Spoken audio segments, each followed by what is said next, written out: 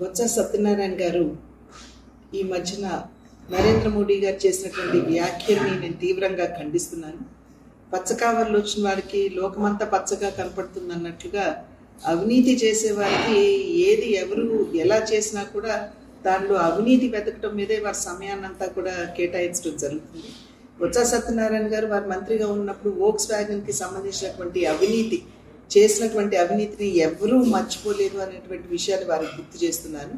2019వ సంవత్సరం నుండి నేటి వరకు కూడా కేంద్రం పెద్ద ఎత్తున నిధులు రాష్ట్రానికి అందించిన ఆ నిధుల్ని సద్వినియోగం చేసుకోకుండా ప్రజల్ని మోసం చేస్తూ మభ్యపెడుతూ మరి అధికారంలో ఉన్నటువంటి నేతలు ఏ మేరకు అవినీతి చేశారో ప్రజలందరూ కూడా గమనిస్తున్నారు, అర్థం చేసుకుంటున్నారు. అదేవిధంగా రైల్వే జోన్కి సంబంధించి కూడా రైల్వే జోన్కి మేము అంకితమై లేము అనేటువంటి విషయం ఇవాళ నేను తీవ్రంగా ఖండిస్తున్నాను. ఎందుకంటే 2024 వరకు కూడా రైల్వే జోన్ కట్టడానికి అనువైనటువంటి స్థలాన్ని ఇవ్వకుండా ఇవాళ రాష్ట్ర ప్రభుత్వం ఏ విధంగా తన బాధ్యత నుండి వైదొలిగిందో ఒక్కసారి ప్రజలందరూ కూడా గమనించాలి. ఇచ్చినటువంటి భూమి ఏదైతే ఉందో అది కట్టడానికి అనువుగా లేదు అని చెప్పినా కూడా ఇప్పటి వరకు కూడా కేటాయించకపోవడం భూమిని మరి కేంద్రం అయితే 104 నుండి 105 కోట్ల రూపాయల వరకు రైల్వే జోన్ నిర్మాణానికి కేటాయించింది. దాన్ని ఎందుకు అందిపుచ్చుకోలేదు అని చెప్పి మేము వేస్తున్నటువంటి ప్రశ్న.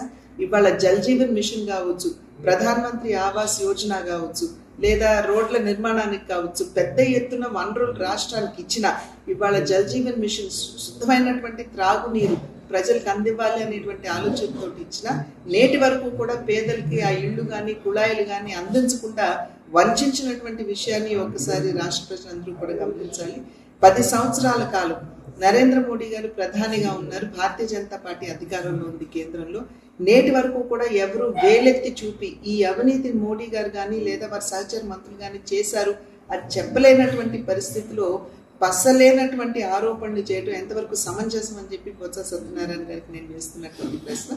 ఇవాళ నరేంద్ర మోడీ గారు వచ్చి ఈ రాష్ట్రంలో 100% కరప్షన్, 0% డెవలప్మెంట్ అన్నది ఏదైతే వారు అంశాన్ని లేవనెత్తారో ముందు దానికి జవాబు ఇవ్వమని చెప్పి నేను బొత్స సత్యనారాయణ గారికి నేను వేస్తున్నటువంటి సవాల్.